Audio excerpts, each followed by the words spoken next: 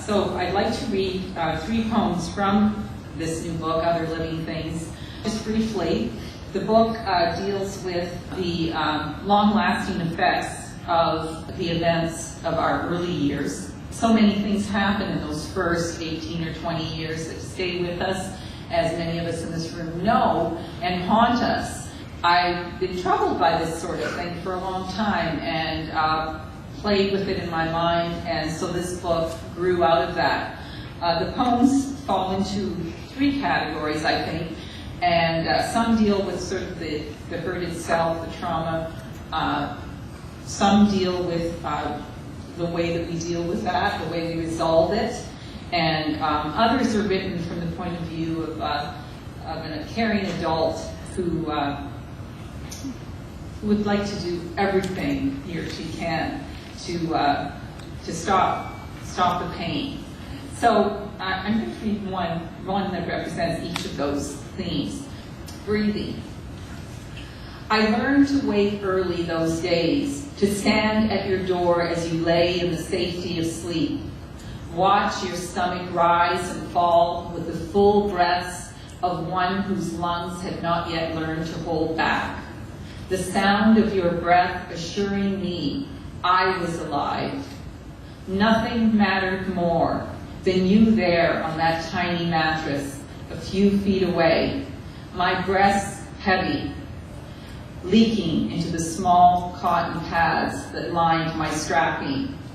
And when I was convinced you would breathe and not stop breathing, I would pull myself to the silence of the kitchen, make tea, every sound measured against the whooshing of air across your lips. I would sit still before the window, aware of something out there, mocking me as I waited, the cup cradled in my fingers.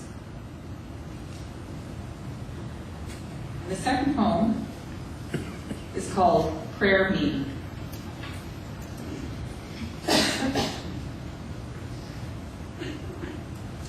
Let us all join hands and pray. God will heal. She closes her eyes, tries to believe the soft, simple lines that form their smiles, the arc of eyes, supple hands that open to what falls from heaven, narrow lips that move like a tear in the fabric of their faces, tongues that flutter, utter sounds of old. She wants to place all the world's suffering, all her suffering, in the center of this circle. Believe these people can bring God here to dissolve it, perform a miracle for her. When it is over, fingers commingle a moment, and the feeling lingers, buffers the feel of her feet on the pavement. She skips all the way home, where the dark lines that trace the faces of her mother and father wipe the warm membrane of prayer from her face in seconds and deftly bring her back to hell.